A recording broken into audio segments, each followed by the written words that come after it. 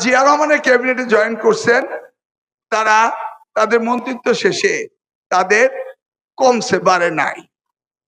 আমরা আগামী দিনে কোন নেতা রাখবো না কচুয়ায় যে আমাদেরকে নিয়ে ব্যবসা করে। আপনি একসাথে আছেন?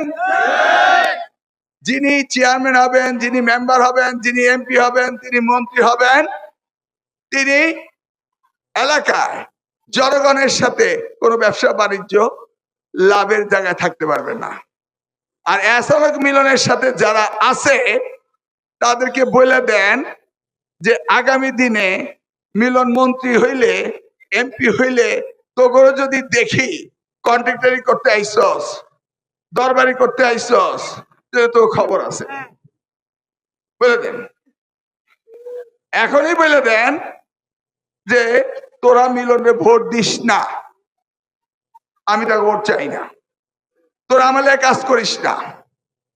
যারা সমাজে খারাপ জানবে সে আমার সাথে চলতে পারবে না। কে? আমি কি আমেরিকার নাগরিকত্ব ছেড়ে, আমি আমার জীবনের সবকিছু ছেড়ে আপনাদের কাছে আসছি আপনাদের সুবিধা নেওয়ার জন্য? আমার কি সুবিধা এর চেয়ে বেশি ছিল না?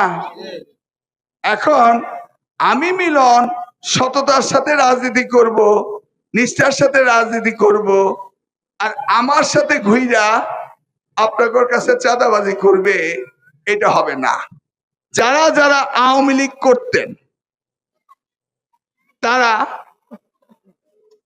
কচুয়ে আছেন না? তারা যদি ব্যাংক লুট করত, তারা যদি ডাকাতি করত, চাঁদাবাজি করত, সন্ত্রাসী করত, তাহলে কচুয়ে থাকতো?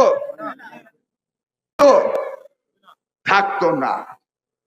এইবার কিন্তু আওয়ামী লীগের কোনো প্রতীক নাই, তাই না? নৌকা আছে? নৌকা নাই। অতএব নৌকা যেহেতু নাই, তাহলে আপনাদের ভাববার বিষয় আছে না? নৌকা নাই, তাহলে যারা আওয়ামী লীগ কথা চিন্তা করতেছে না যে নৌকা নাই, কি করবো, আমাদের তো প্রতীক নাই। আচ্ছা, আওয়ামী লীগ কি নিষিদ্ধ হয়েছে? আওয়ামী লীগ নিষিদ্ধ হয় নাই। যারা আওয়ামী লীগ করবে আগামী নির্বাচনে তাদের প্রতীক আসলে তারা কি আওয়ামী লীগ করবে না? অবশ্যই করবে, তাই না? আমরা যে গত 17 বছর নির্বাচনে যাইতে পারি নাই, নির্বাচন করি নাই, এখন করতেছি না? তাহলে আওয়ামী লীগ যে করে সে আওয়ামী লীগ করবে। এটা গণতান্ত্রিক দেশ। এই বহুদলীয় গণতন্ত্র শহীদ রাষ্ট্রপতি জিয়া রহমান নিয়ে আসছে। এই ব্যাপারে কোনো প্রশ্ন আছে? কোনো প্রশ্ন নাই। অতএব আমি এই জায়গায় আপনাদের অনুরোধ করব যে আওয়ামী লীগ যারা করতেন একবার চিন্তা করে দেখেন যে যদি কিনা আমাদের প্রতিপক্ষ জামাত ক্ষমতায় আসে তাহলে আপনাদের অবস্থা কি হবে, এটা ভাইবা দেখেন। বুঝছেন তো কথাটা? কারণ আপনারাই আওয়ামী লীগ 2013 সালে এই জামাত, এই শিবিরকে নিষিদ্ধ ঘোষণা করছিলেন, বুঝলেন তো?